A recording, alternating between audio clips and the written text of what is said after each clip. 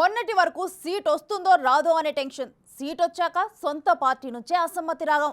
ఒక చోటైతే భరించవచ్చు, కానీ నియోజకవర్గంలోని నలువైపుల నుంచి మూకుమ్మడిగా దాడికి దిగితే పరిస్థితి ఏంటి? గెలుపు సంగతి దేవుడెరుగు. సొంత పార్టీ నుంచే తిరుగుబాటు ఏంటని తలపట్టుకుంటున్నారు ఆ ఎమ్మెల్యే అభ్యర్థి. ప్రత్యర్థి పార్టీలు బలంగా ఉన్న చోట ఇలాంటి పరిస్థితి ఏంటని ఆవేదన చెందుతున్నారు. ఇంతకీ ఎవరా నేత?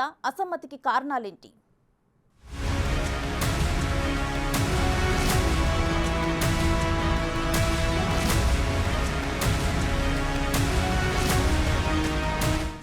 శ్రీకాకుళం జిల్లా ఎచ్చెర్ల నియోజకవర్గంలోని వైసీపీలో అసమ్మతి నెలకొంది. ఎమ్మెల్యే అభ్యర్థి గొర్లె కిరణ్ కుమార్ కు సొంత పార్టీ నుంచే అసమ్మతి ఎదురు కావడంతో ఏం చెయ్యాలో తెలియని పరిస్థితి నెలకొందట. తాజా పరిస్థితులు ఆయనకు నిద్ర లేకుండా చేస్తున్నాయని సొంత పార్టీ నేతలే చెప్పుకుంటున్నారట. మొదటి 4 జాబితాల వరకు కిరణ్ కుమార్ కు అధిష్టానం టికెట్ ప్రకటించలేదు. ఓ సందర్భంలో అసలు టికెట్ వస్తుందో రాదోనని కిరణ్ చాలా టెన్షన్ పడ్డారు. మంత్రి బొత్స సత్యనారాయణ మేనల్లుడు చిన్నా శ్రీనుకి ఎచ్చెర్ల టికెట్ ఇస్తారంటూ ప్రచారం జరిగింది. దీనికి బలాన్ని చేకూర్చే విధంగా 4వ జాబితా వరకు కిరణ్ కు అధిష్టానం టికెట్టు కేటాయించలేదు. దీంతో ఈసారి అధిష్టానం తనకు హ్యాండ్ ఇచ్చే అవకాశం ఉందంటూ ఎమ్మెల్యే తన అనుచరుల దగ్గర గోడు వెళ్లబోసుకున్నారనే వార్తలు వినిపించాయి. అధిష్టానం కూడా కిరణ్ స్థానంలో వేరే వారిని మారిస్తే బెటర్ అనే ఆలోచనకు వచ్చిందట. చివరికి 4వ జాబితా తర్వాత ఎచ్చెర్ల టికెట్ను జగన్ కిరణ్ కుమార్ కు కేటాయించారు. అక్కడి వరకు బాగానే ఉన్నా అసలు విషయం అక్కడి నుంచే ప్రారంభమైంది.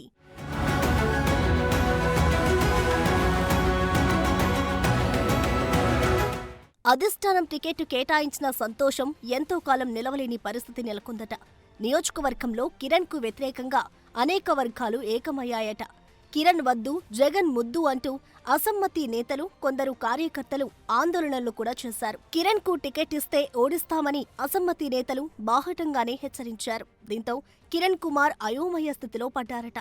అసలు కిరణ్ పై అంతటి విమర్శలు రావడానికి కారణాలు లేకపోలేదని సొంత పార్టీ నేతలే చెబుతున్నారు.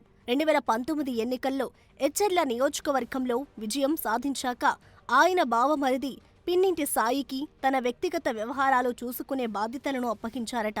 అలా సాయి నియోజకవర్గంలో పరపతి, పలుకుబడి పెంచుకోవడం సహా నియోజకవర్గంలోని ఎంపీటీసీ, జెడ్పీటీసీ, సర్పంచ్లతో పాటు గ్రామ స్థాయిలోని కార్యకర్తలతో పరిచయాలు పెంచుకున్నారట.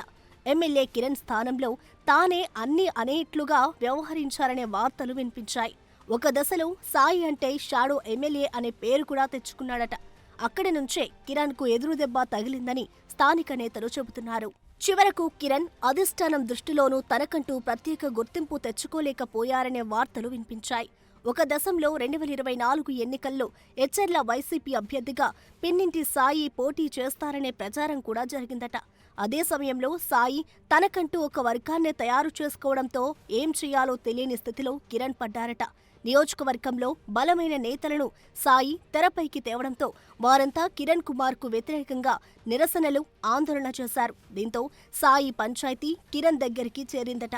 రంగంలోకి దిగిన కిరణ్ సతీమణి సోదరుడిని మందలించడంతో సాయి వెనక్కి తగ్గారట. తర్వాత కాలంలో బావకు వ్యతిరేకంగా కార్యక్రమాలు చేయడాన్ని సాయి మానేశారని తెలుస్తోంది. ఎమ్మెల్యే కిరణ్ కుమార్ తన భార్య ద్వారా బావమరిది సాయిని దారికి తెచ్చుకోగలిగారు. కానీ ఎచ్చెర్ల నియోజకవర్గంలో మిగిలిన అసమ్మతి నాయకులని దారికి తీసుకురాలేకపోయారనే వాదన కూడా బలంగా ఉంది.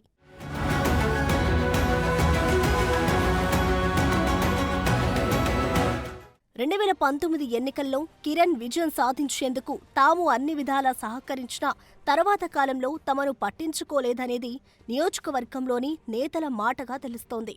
అంతేకాకుండా నాడు ఆయనకు సహకరించని వారిని ప్రోత్సహించడంతో ఈ కోపం మరింత పెరిగిందనే వార్తలు వినిపించాయి. దీంతో రోజురోజుకు అసమ్మతి నేతల సంఖ్య పెరుగుతూ వచ్చిందని సొంత పార్టీ నేతలే చెబుతున్నారు.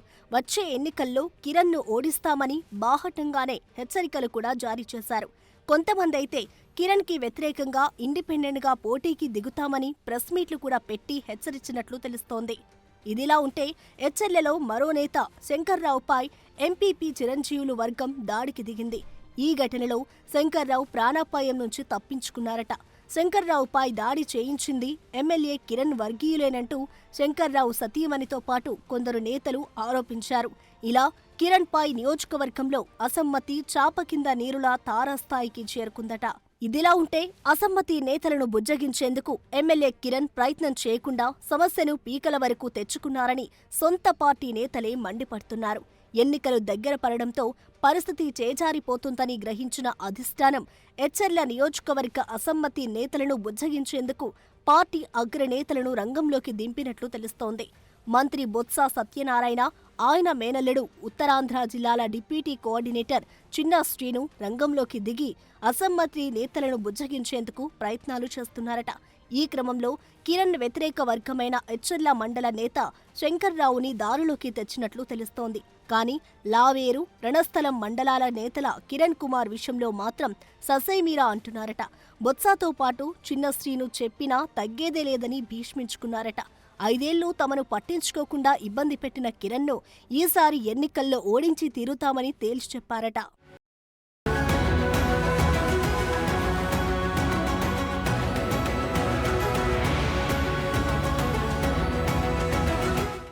మొన్నటి వరకు ఎచ్చెర్ల నియోజకవర్గంలోని టీడీపీ అసమ్మతి తనకు అనుకూలంగా మారుతుందని భావించిన కిరణ్ ఆనందం ఎంతోసేపు నిలవలేదని సొంత పార్టీ వాళ్లే పెదవి విరుస్తున్నారు.